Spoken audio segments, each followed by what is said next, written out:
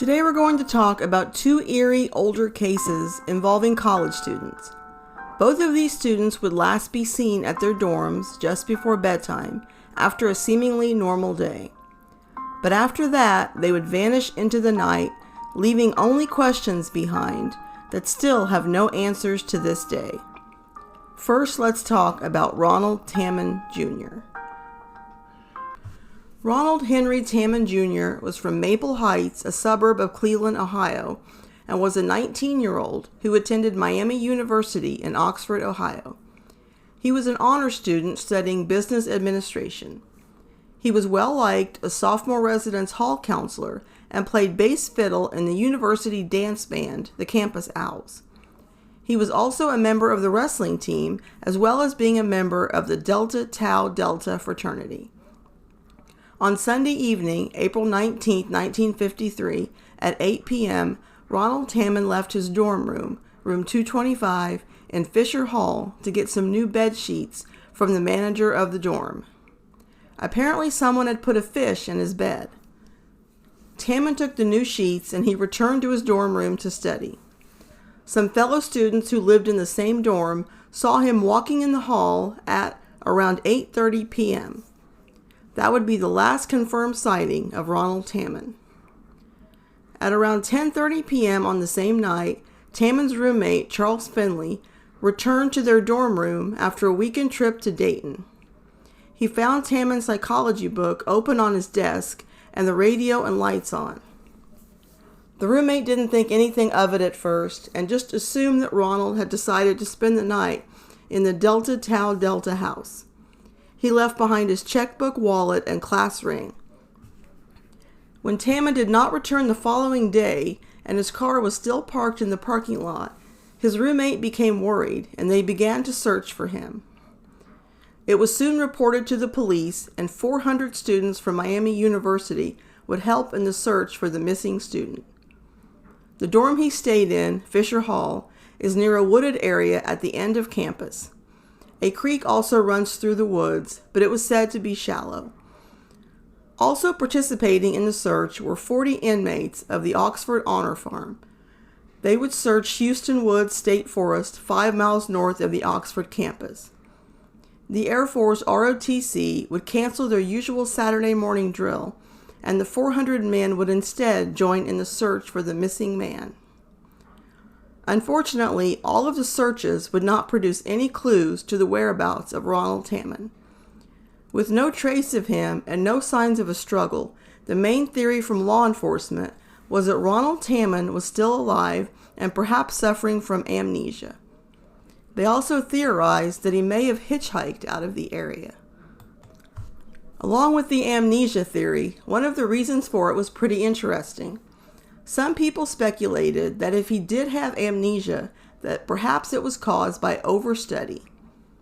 Dr. E.F. Patton, who was the head of the psychology department at Miami University at the time, would weigh in on that theory and made his feelings clear. Overstudy never caused any case of amnesia. There is no case on record of anyone suffering from amnesia because he spent too much time studying. He went on to say that there are many different kinds of amnesia which could be caused either from a physical injury or from an emotional shock. A person may have amnesia and wander intelligently with only a small portion of his memory affected. That portion, unfortunately, may have to do with his identity. He may unwittingly give himself a different name and lead a relatively happy life as another personality. Just 11 days into the disappearance, the police admitted that they were stymied. They said they had done everything they could do on their end. They reiterated that they did not believe that Ronald Tammen had been a victim of foul play, since the only things missing were his watch and around $10, and that he left around $200 in his checking account. There were a couple of possible sightings called in.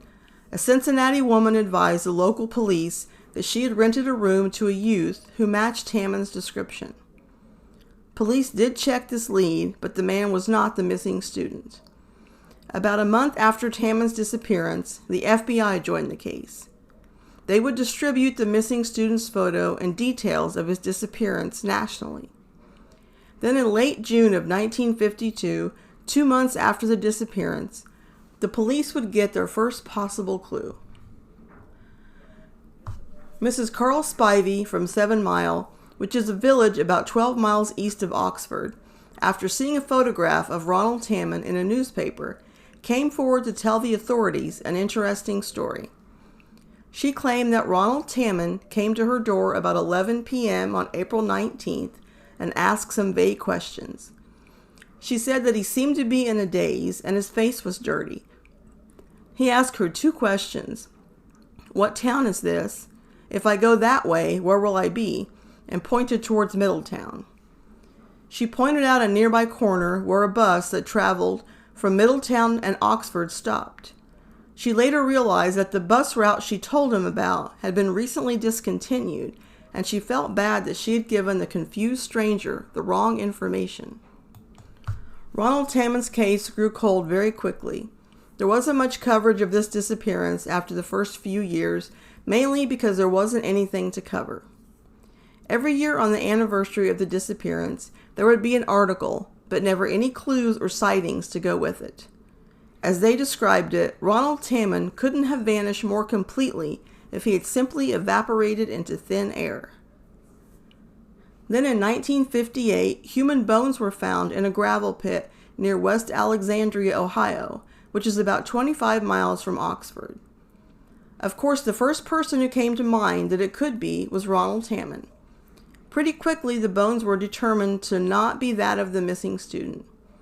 It is believed that they belonged to a glacial Kame American Indian who was thought to have lived here 3,000 or 4,000 years ago. Ronald Tammen's family was relieved that it was not their son, as they still held on to the belief that he was alive somewhere. Ronald Tammen's family would expand on their thoughts on their missing son for a newspaper article on the 7th anniversary of his disappearance. His mother said, "I feel that wherever he is or whatever he's doing it well and in a pattern of good citizenship." They also talked about how tough the disappearance has been on his roommate, Charles Finley. Charles' mother would say that her son has never believed that his roommate was dead. She also said that Charles was under a doctor's care for a nervous disorder for some time after Tammen's disappearance. In a later article, Ronald Tammen's younger sister Marcia, now an adult, would talk about her brother's disappearance. She said that the family had been able to maintain hope and that her parents won't have him declared dead. She goes on to say, "We have no reason to suspect foul play. With God's will, he'll return alive. We believe he is still alive. We still have hope." Finally, some more information would be revealed about Ronald Tammen and his activity in the months before he went missing, but it would take 20 years to surface. Dr. Garrett Boone, the Butler County physician and coroner, had been thinking about the missing man. He remembered seeing him as a patient before his disappearance, so he searched his old files and was able to find Tammen's medical records. But the last time that Dr. Boone saw Ronald Tammen would also be mysterious. The record showed that Ronald Tammen visited his office on November 19, 1952, 5 months to the day before he disappeared, for a test to determine his blood type. Tammen instructed that the results of his blood type test be mailed to him at room 225 in Fisher Hall. Dr. Boone commented in all of his years of practice, no one had ever made such a request. When he asked Ronald Tammen why he wanted to have the blood type test ordered, he responded, "I might have to give blood one of these days." This clue stands out because it's literally only one of 2 clues in an over 70-year mystery. But what does it mean? It does appear that the results were mailed to Ronald's dorm, but no other information was available. Dr. Boone was asked why he didn't come forward with this information sooner. He claimed that he did offer the information around the time of the disappearance, but the authorities didn't care to listen, so he just put the file away. In 1976, 23 years after the disappearance, there was an in-depth article written by Joe Sella, who had worked on this case since the initial disappearance. He would provide a few more details from his research that I hadn't seen anywhere prior. 5 months after Ronald Tammen disappeared, H. Stevenson, who was in charge of housing assignments and campus permits at Miami U, was returning with his wife from a short vacation in New York. The couple stopped for the evening in Wellsville, New York, at dinner that night in a hotel dining room when he noticed a few men sitting at a table. He knew Ronald Tammen and said that one of the men looked exactly like him. He said the man looked at him, but seemed to be looking right through him. The mystery man would soon leave the restaurant, but Stevenson was certain that it was Ronald Tammen. He said that when he returned to the campus, he called Dr. Carl Knox, who was the dean of men at Miami University at the time, about the possible sighting, and was surprised to learn all of these years later that Knox hadn't shared the story, and that this would be the first time it would be known by the public. The article also contained an interview with Ronald's father, Ronald Tammen Sr. He said that Ronald's mother died in 1963, 10 years after his disappearance. He said his wife died from grieving her son. In an article from 2008, Ronald Tammen's case would be reopened. They had recently received information that in 1953, the same year that Tammen disappeared, a young man's badly decomposed body was found in a thicket of bushes and honeysuckle vines near US 27 in Walker County, Georgia. Even though it was several states away, it was said that the physical similarities were striking. The Butler County Cold Case Unit was now going to get DNA from a family member to see if the remains could be a match. Later that year, the family would get the news that after testing, the remains were not that of Ronald Tammen. It appears that those remains are still unidentified now, 73 years later. Ronald Tammen's dorm, Fisher Hall, was earlier a mental asylum. Over the years, there would be talk of a ghost in Fisher Hall. One of the ghosts was speculated to be Ronald Tammen, leading to his nickname, the Phantom of Oxford. Fisher Hall would be demolished in 1978, and there was an extensive search in the rubble for any possible clues. Unfortunately, no sign of Ronald Tammen was found. I wanted to mention that there is a website called ronaldtammen.com, where a journalist has been doing a deep dive on Ronald's case for years. She has done a lot of research, which she shares and offers a lot of her personal theories on the disappearance. There are a few things that I found there that I wanted to mention. First off, as I mentioned, Ronald Tammen's psychology textbook was left open on his desk. It was thought that he was busy studying, except Ronald wasn't currently enrolled in a psychology course at the time of his disappearance. He had dropped the class earlier in the semester. So why was Ronald studying a psychology book for a class that he was no longer taking just before he disappeared?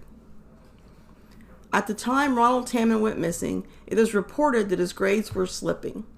Also, having dropped the psychology class earlier in the semester meant that he was no longer a full-time student. This could mean that he was at risk of losing his college deferment from the military draft. The author of the website also shares that from her research and interviews that Ronald Tammen may have been gay or bisexual. If this is true, and if he lost his deferment and was drafted, it could have created some problems for him. The reason why is that if Ronald Tammen were gay and was drafted, he would be at risk due to something called the Lavender Scare. It was the term for a moral panic in the 1950s, targeting gay men and women, especially in the military. The same year Ronald disappeared, President Eisenhower signed an executive order which barred sexual perversion from government and military service, going on to say that homosexuals were national security risks. Just another theory out there as to why he may have fled, but it is worth mentioning. Another theory that's out there is definitely a trip down the rabbit hole, and also a bit of a history lesson. First, I need to explain a few terms that I'll use. The first one is Project Artichoke. It was a covert mind control and interrogation project by the CIA. It ran from 1951 to 1956, and its purpose was to research methods of interrogation. More specifically, the primary goal was to determine whether a person could be involuntarily made to perform an act of attempted assassination. It also studied forced addiction and withdrawal from morphine and LSD to produce amnesia in victims. The second one is MK-Ultra. It was an illegal human experimentation program created and ran by the CIA to develop procedures and identify drugs that could be used in altering human behavior. They used various methods to manipulate the subject's mental states and brain functions by the use of psychoactive drugs, especially LSD, without the subject's consent. Project MK-Ultra began in 1953, the same year Ronald disappeared, and was stopped in 1973. Now for the reason that this is sometimes mentioned as one of the theories in Ronald Tammen's disappearance. Dr. St. Clair Switzer taught psychology at Miami University and had even been Ronald's professor prior. Switzer was also a lieutenant colonel in the U.S. Air Force Reserves, as well as a hypnosis expert and a registered pharmacist. CIA documents show that Switzer may have been involved in drug and hypnosis studies in the early 1950s, particularly pertaining to Project Artichoke. An associate of Ronald Tammen clearly remembers a group of men on the front lawn of Fisher Hall in the fall of 1952 recruiting volunteers for a hypnosis study with the psychology department. Could Ronald Tammen have been recruited by the CIA for it?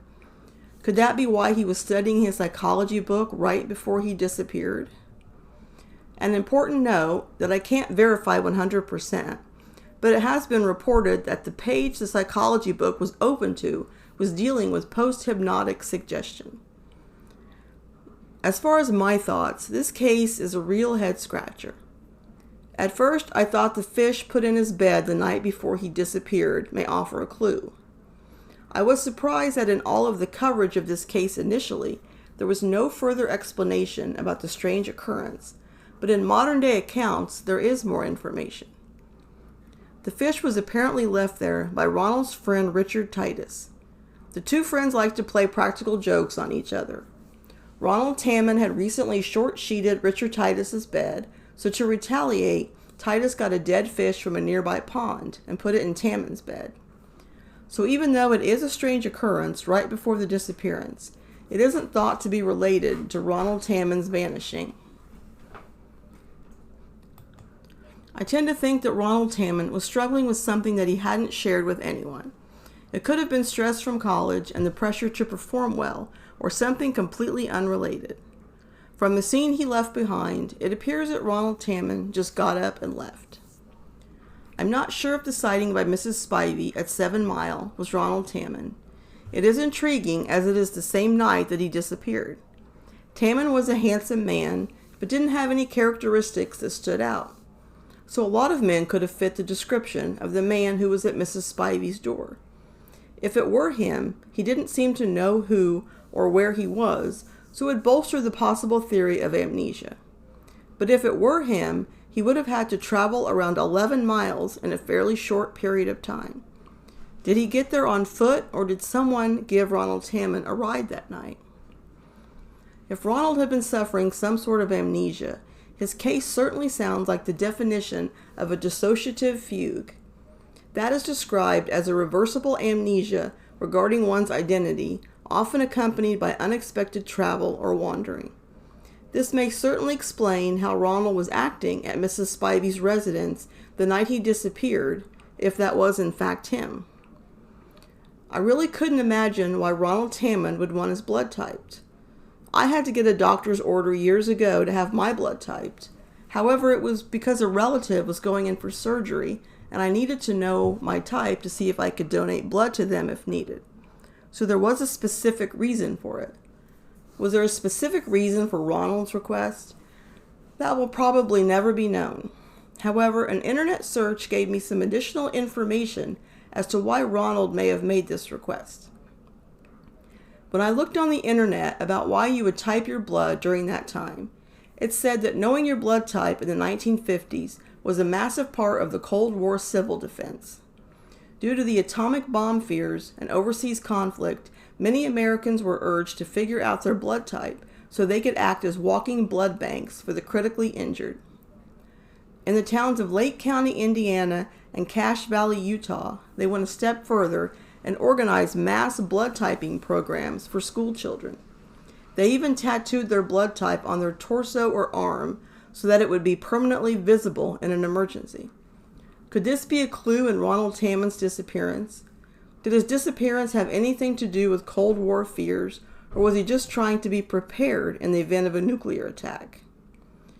In my opinion, it isn't likely that Ronald Tammen was taken out of his dorm room by force. His dorm room was up a flight of stairs and at the end of a hallway full of other dorm rooms, though the chances of him being taken from his dorm without anyone seeing anything suspicious is unlikely. Or could the more complex theories concerning the Lavender Scare, Project Artichoke, and MK Ultra be at the heart of this disappearance?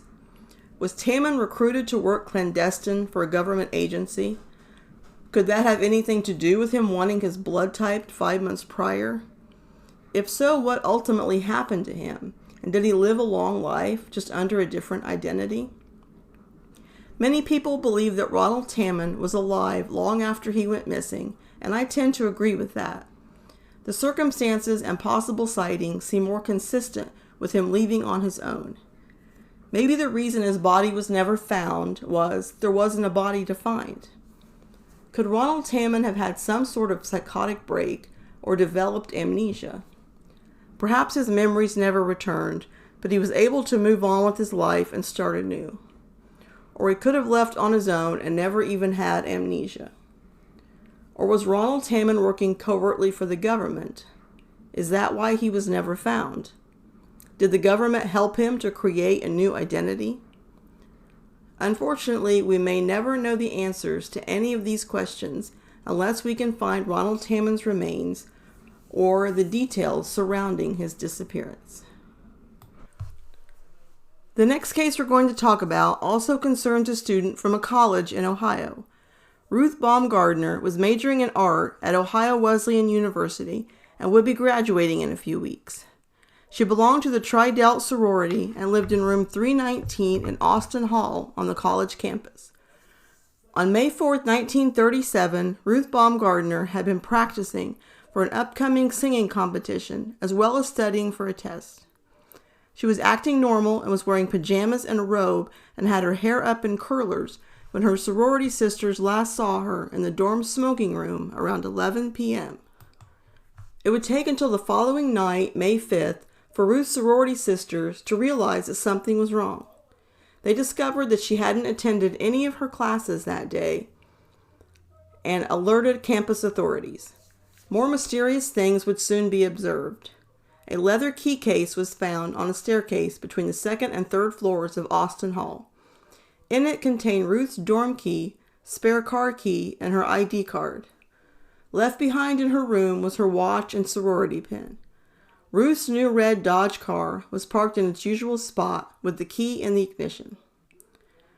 Upon investigating, campus police would notice a few things.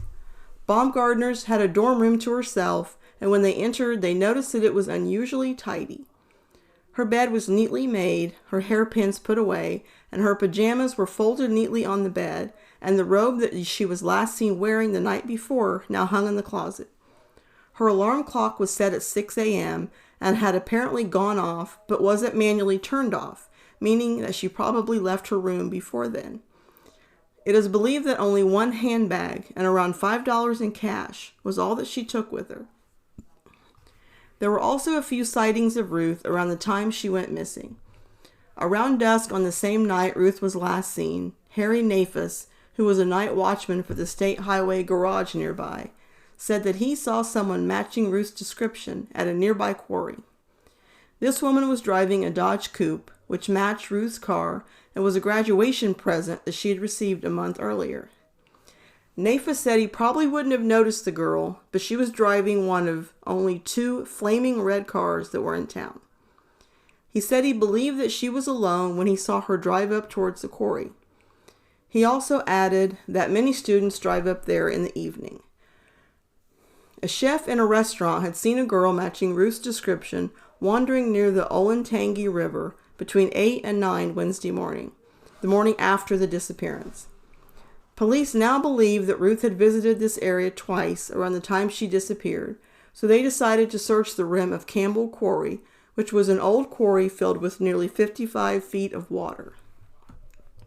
There was a sighting by restaurant clerk Kenneth Cole, who said that he saw Ruth walking behind the university campus along railroad tracks Wednesday morning. This was also after the time she was last seen by her friends. Officials would also investigate another possible sighting where the night watchman at Utley Hall, Henry Mack, saw an automobile containing 2 men drive up to the west side of the dorm and picked up 2 girls who came out of the building around 5 a.m. He did not recognize the girls. Ruth's boyfriend would also speak to the media. He was 23-year-old Harry Moore from Lakewood, and he said that Ruth and him were to be married within a year. In fact, they had just gotten engaged 2 months prior. He said upon learning about his fiance's disappearance that he had been in sort of a daze, checking angles and looking for clues. He said there had been no disagreements between them, he could think of no reason that she would have run away. The disappearance of Ruth Baumgardner would deepen when police discovered that a young man had tried repeatedly to phone Ruth after hours on Tuesday night, the last night she was seen. The unknown man repeatedly called the dorm and seemed agitated. Although he kept asking for her, it is unclear whether he actually did speak to Ruth that night. It wasn't thought that Ruth was dating anyone who lived at or near the college. Her friends would say that she had no dates on campus because she seemed to be in love with someone back home. Just a few days after the disappearance, it appeared that all the leads had dried up. Ruth's father, Carl, had arrived soon after she went missing and was helping authorities to search for his daughter. He would say just 3 days after she went missing, "We've done everything we can. I don't know what to try next. It is possible that she was kidnapped." Authorities also put forth the theory that Ruth had been suffering from amnesia. There was talk of Ruth's mindset before she went missing that she talked about with her boyfriend and family. It was a little concerning. Her boyfriend said that in recent letters from Ruth, she said that she was unusually tired. In her last few letters to her mother, she also mentioned that she was very, very tired. Ruth would also confide to a friend she was worried about all 15 hours of schoolwork necessary to get her diploma. However, when she went missing, her professor said that her college work was in good standing. Just 5 days after Ruth's disappearance, Ohio Wesleyan University would crown its May Queen. However, the mood was much more subdued than in past years because of their missing college mate. Ruth's Delta Delta Delta sorority did all they could to help in the search. They traced tips and rumors they would hear from people at the college.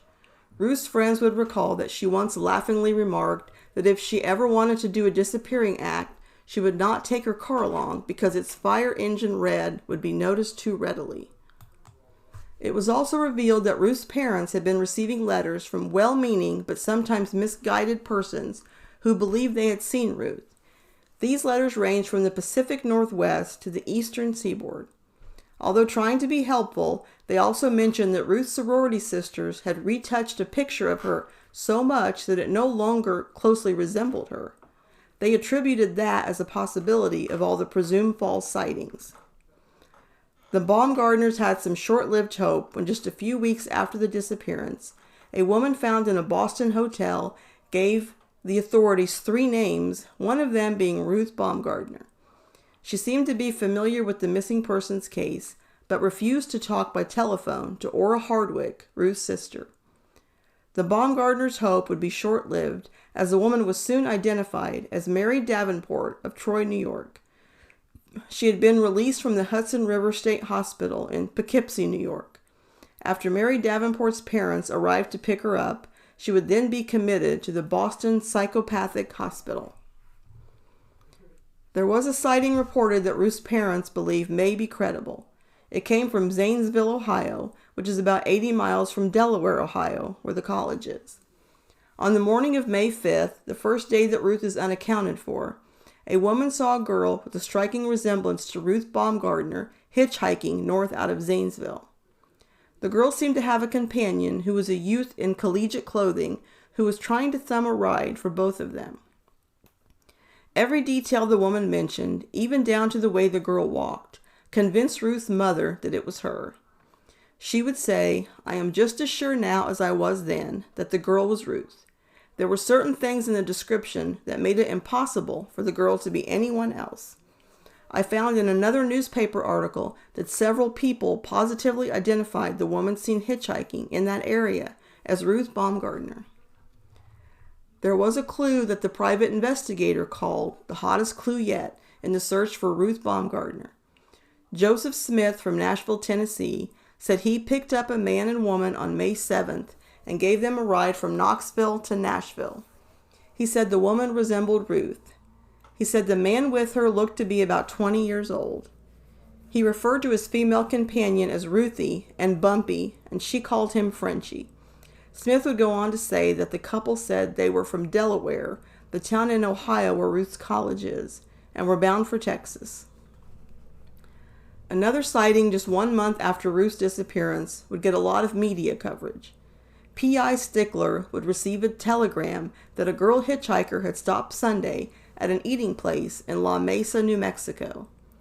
The owner was absolutely convinced that it was Ruth. He said that she stopped at his little hamlet and bought lunch. She also mentioned that she was headed to El Paso. The P.I. would send an operative from his agency to El Paso, but the woman could not be found. In late August of 1937, 3.5 months after Ruth disappeared, the P.I. Stickler would receive a telegram from a sheriff in a Kansas county saying that he had found a girl with a remarkable resemblance to Ruth Baumgardner. The sheriff said the girl hitchhiked into the city. She appeared to be tired and was taken in at the home of a woman who lived in the city. She has remained there almost constantly since. Strangely, I could find no other mention of that possible sighting. I came across an article in late September of 1937, 5 months after the disappearance, that said some people believed that there was a jinx on room 319, Ruth's dorm room, at the time she went missing. However, one student specifically asked that she be assigned to that room. Just like with Ronald Tammen, the theory of amnesia due to overstudy was also mentioned. Her parents seemed to think that that was the most likely scenario. Investigators, frustrated at the lack of clues or explanation for the disappearance, would say that Ruth Baumgardner's disappearance was starting to resemble the vanishing of Dorothy Arnold. 27 years earlier, Dorothy Arnold, who was a graduate of an Eastern woman's college and member of an affluent New York family, walked out of her fashionable Park Avenue home on December 12, 1910, and was never seen again. Her father, who was a wealthy importer of perfumes, reportedly spent more than $250,000 in searching for his daughter, which is the equivalent to a staggering $8.7 million today. 6 months would go by and no trace of Ruth Baumgardner, and the clues had dried up. Gaston Stickler, the private eye hired by Ruth's parents, would even say, "There's nothing left to work on at this time." They were hopeful that if Ruth had left willingly with winter coming, that she may return, because by their thinking, it was easy enough to earn her living in the summer. Winter is a good deal harder, and we may hear from her. There was also a $500 reward put up for information leading to Ruth's discovery. Then in January of 1938, there appeared to be a shocking break in the case. An Ohio patrolman, George Kahn, had been murdered in September 27, 1937. The article said that 4 men had been arrested for the crime. The 4 had records and had previously been convicted of auto theft. One of the men, Charles Ford, had apparently confessed and implicated the other 3. But the Kahn murder wasn't the only thing that Ford was talking about. Colonel Lynn Black also announced that the men were responsible for the kidnapping of Ruth Baumgardner. They said that she had been kidnapped from Delaware, Ohio, and taken to a house in Steubenville, also in Ohio, where she was held captive for 2 weeks and then moved to Pittsburgh. They also said that she was alive and well. But his account of Baumgardner's kidnapping was soon put into question when it was revealed that the man who confessed was actually in the penitentiary on May 5th, the day that Ruth disappeared. Ultimately, when they couldn't produce Ruth and the dates didn't match up, it was determined that their story about the kidnapping of Ruth Baumgardner was false. Then 4 years after the disappearance, in mid-August of 1941, there would once again be a glimmer of hope for the Baumgardners. Sheriff Robert Bates received an underworld tip that a girl matching Ruth's description was seen entering a vehicle in Steubenville with a woman and 2 men. Sheriff Bates said that he felt certain that he had seen the missing girl was Ruth. They were eventually able to track the woman down, however, and Mrs. Baumgardner met with her and said that it was definitely not her daughter. Later in December of that year, Don Pugh was arrested in Dallas, Texas, in early December of 1941 for drunk driving.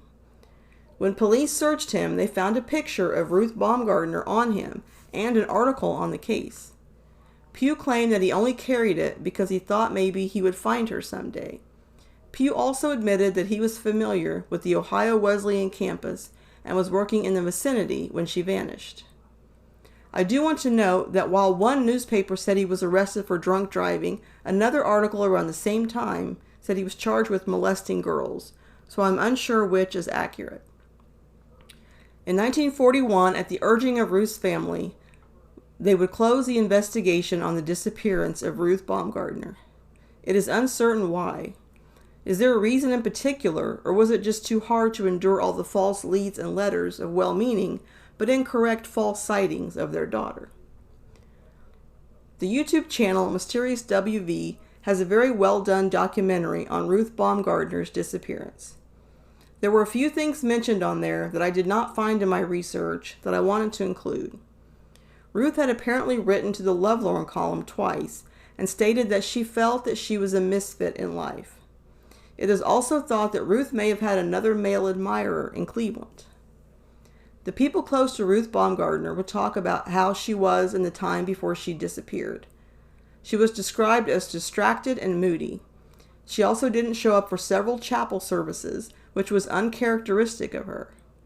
When she visited her parents for spring break, she lost a lot of weight. She said she felt overwhelmed and was constantly tired. As for my thoughts on this case, this one is just as baffling as the first one we talked about. Unlike most cases this old, in the first few years, there was a lot of coverage in the newspapers about this. I definitely think that Ruth Baumgardner left willingly early that morning, but the answer is why. Just 1 month from graduation is such a surprising time to leave. That tells me there were bigger things going on with Ruth than just an upcoming graduation. It was a stressful time in her life if you think about it. Although college graduation is a great celebration, it also signifies a big change. You are now out of the structure of a college and a dorm and have to make your own life. Add to that you have a wedding to plan, and maybe both of these life-changing situations were just too much for her to handle. By the accounts of the people around her describing Ruth earlier in 1937, it definitely sounds like the symptoms of depression. Being overly tired, overwhelmed, and losing weight without any sort of medical condition that we know of. If there was another man in Ruth's life, she could have been very torn about what to do. She would have to hide a relationship, I'm sure, as everyone knew that she was engaged. Perhaps she wanted a life with him more than her fiancé, and the two of them ran off together. He may have been the one who tried to call her at least 3 times that night. Did they have a meeting planned, or maybe even planned to run away? That could have been why Ruth seemed to purposely discard, that is my opinion anyway, based on where it was found, her dorm key and car key and ID. There was also a theory that Ruth could have been pregnant. If she was dating 2 men and that was discovered, I'm sure she would have panicked, as that would have been thought of much differently then than it would be nowadays. I do think a few of the sightings soon after she disappeared sound like they could be her. The account from the truck driver was very interesting. Especially add to that Ruth's mother did confirm that the nicknames the man with her called her were nicknames that Ruth's friends called her. They could have decided to leave it all and start a life together. It's much better to think that she just wanted a fresh start and she lived a happy life after she went missing, just off the radar. But there is another theory that I could think is possible, and this one is a very somber one. Could Ruth have left and committed suicide that night? She changed out of her pajamas, and her mother, after going to her room, said that she changed into the most drab clothing that she owned. I had to ask myself why she would do that. Perhaps she wanted to not be recognized, but also perhaps she was going to find a body of water to jump in, so she didn't want to wear her good clothes. Again, just a theory, but I think it's plausible given her depression symptoms, and then going abruptly missing and never being found. I must say I'm very curious why the family wanted the investigation stopped. I feel there has to be something there that we don't know. I'm sure it was hard to navigate through all the false sightings and supposed leads that go nowhere, but on the other hand, I can't imagine having a loved one going missing and then just 4 years later telling the authorities to just stop looking for her. Was Ruth located, but it was kept hush-hush? That might seem unlikely, but back then with these wealthy families, reputation was everything. There were rumors that Ruth was found in a sanitarium, and that's why the investigation stopped. Just a rumor, I know, but could there be any validity to it?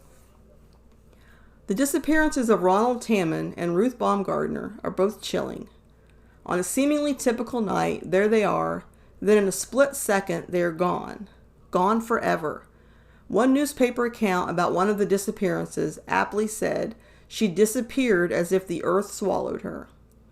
Here we are several decades later, and not one clue has surfaced to explain it or give us any answers or a location of where their bodies are. However, it is never too late to learn what happened or perhaps locate the whereabouts of Ronald Tammen and Ruth Baumgardner. It would be great for those still alive and affected by their disappearance to finally have answers in these disappearances in the dorm.